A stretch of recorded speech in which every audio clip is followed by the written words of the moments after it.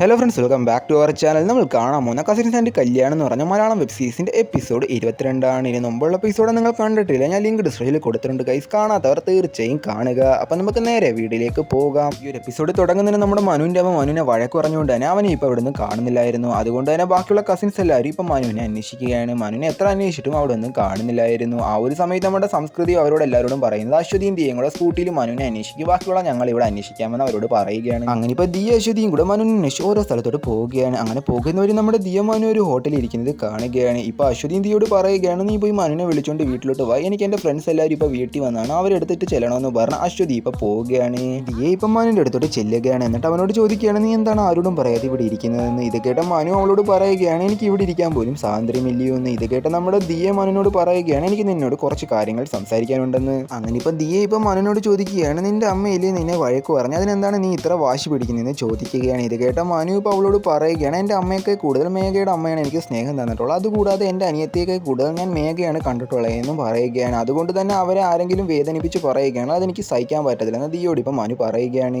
അങ്ങനെ അവർ സംസാരിച്ചുകൊണ്ടിരിക്കുന്ന സമയത്തേക്ക് പെട്ടെന്ന് ജയ് ഇപ്പം ദിയെ വിളിക്കുകയാണ്. ജയുടെ ഫോൺ കോൾ കണ്ടുടനെ തന്നെ നമ്മുടെ ദിയ ഇപ്പം അവൻ്റെ അടുത്ത് സംസാരിക്കാൻ പോവുകയാണ്. ഇത് കണ്ട നമ്മുടെ മനുവും വീണ്ടും അവിടെ വിഷമിച്ച് നിൽക്കുകയാണ്. അടുത്ത സിനി കാണിക്കുന്ന അശ്വതിയുടെ ഫ്രണ്ട്സ് എല്ലാവരും ഇപ്പോൾ ഒരു കല്യാണ വീട്ടിലോട്ട് വരികയാണ്. ഇത് കണ്ട ചന്തു ഇപ്പോൾ അവരോട് തൊട്ട് ചെയ്യുന്ന എന്തൊക്കെ ഇംപ്രസ് ചെയ്യിക്കാൻ വേണ്ടി സംസാരിക്കുകയാണ്. ഇത് ഒരേ കണ്ട നമ്മുടെ സംസ്കൃതി ഇപ്പോൾ അങ്ങോട്ട് വന്ന് നമ്മുടെ ചന്തുവിനെ എന്തൊക്കെയോ പറഞ്ഞു വിടുകയാണ്. അങ്ങനെ ഇപ്പോൾ ദിയെ മനുവും കൂടെ തിരിച്ച് വീട്ടിലോട്ട് ചെല്ലുകയാണ്. ദിയെ ഇപ്പം മനുവിൻ്റെ അടുത്ത് സോറി പറയുകയാണ്. എന്നിട്ട് പറയുകയാണ്, ഞാൻ കാരണമാണ് ഈ പ്രശ്നമെല്ലാം സംഭവിച്ചതെന്ന്. ദിയെ ഇപ്പം മനുവിനോട് ചോദിക്കുകയാണ്, നിനക്കും എന്നോട് ഒരു സോറി പറഞ്ഞുകൂടെ എന്ന്. ഇത് കേട്ട മനുവും പറയുകയാണ്, എന്തിനെന്ന്.